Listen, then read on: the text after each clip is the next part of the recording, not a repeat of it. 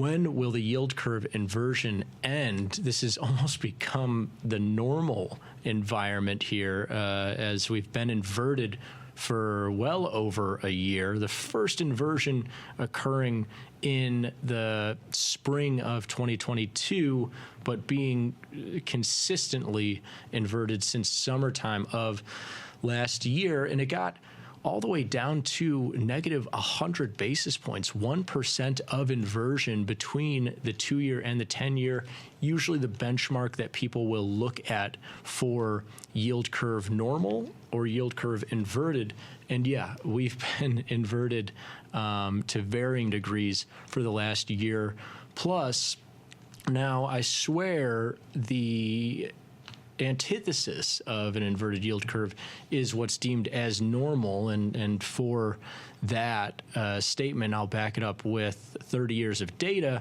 The same chart here, just more time added, which is the 10-year rate minus the 2-year rate. And you can see usually hanging out in that 0 to 3% range, which is to say that 10-year interest rates are usually between 0 and 3% higher than 2-year interest rates.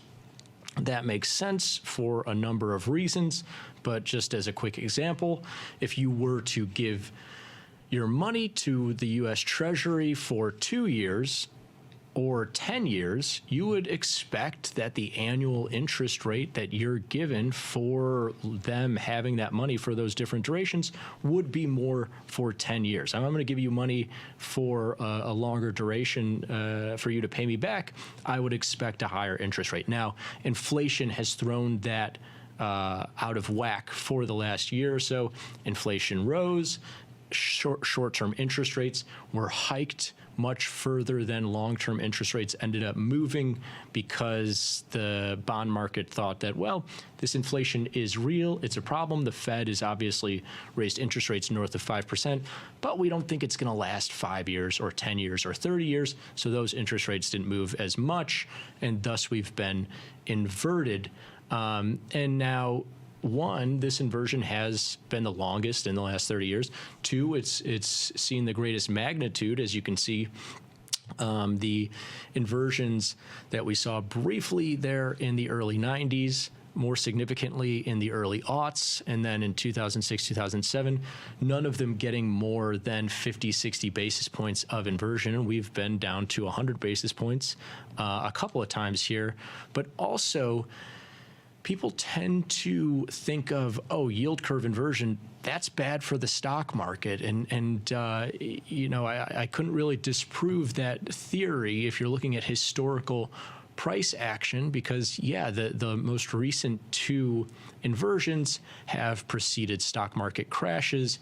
You go back to 2000. You have, of course, the new highs in the S&P 500 from the dot-com boom. That gives way, and we see a significant downside after that.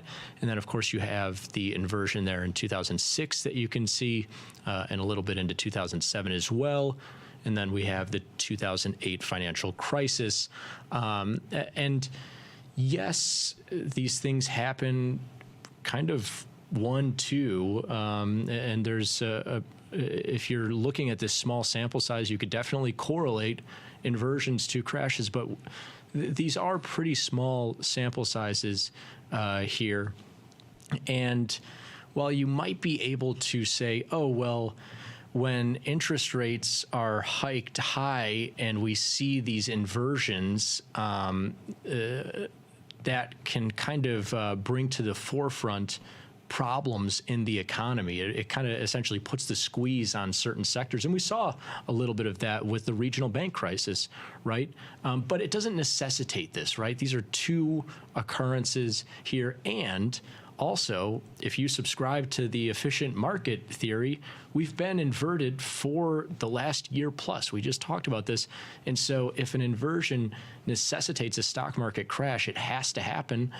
it would have already happened, right? So the Fed and a lot of investors out there hoping that this is not necessarily a one-for-one trend and maybe just a historical anomaly here. I do want to dive a little bit into, how these inversions were normalized and why this one might be a little different and when it might end. We're already kind of overdue timing-wise relative to historical inversions.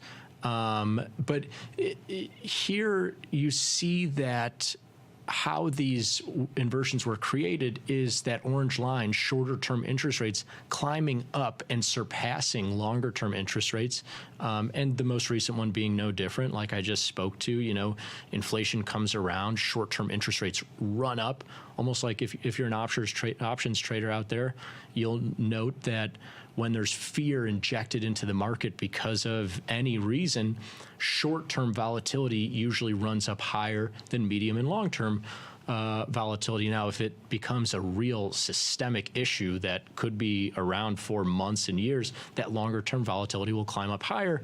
Hold on to that idea for just a second. And we saw that here most recently and historically. You see that the inversion occurs, that orange line surpasses the blue, while interest rates are moving higher in general, and they've been undone historically when interest rates have been moving lower in general.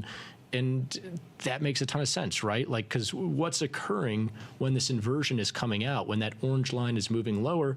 Well, that's in the midst of the dot-com bubble and the financial crisis. And so what's the central bank doing?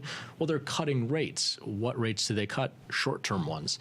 And so you see here that the crashes almost kind of caused the undoing or the normalization of the yield curve.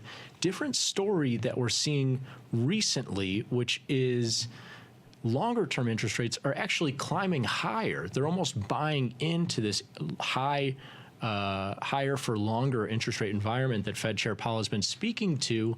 And especially recently, the last handful of trading days, the 10-year has gained about 50 basis points on the 2-year, which is a significant move. We've gone from 100 basis points of inversion to just 50. And at this rate, they could undo this inversion for the first time in the last 20 years. For the first time, if you're looking at any inversion in the last couple of decades here, by long-term interest rates rising up to beat short-term interest rates. And here is the recent trend.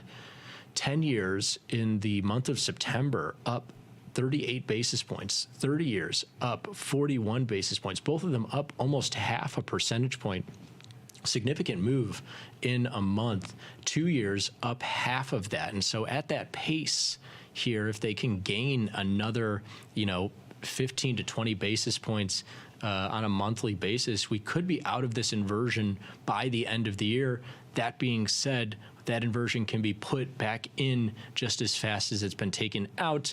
Of course, historically, we haven't had an inversion yet that hasn't normalized. So you're thinking that this yield curve has to normalize sometime, right?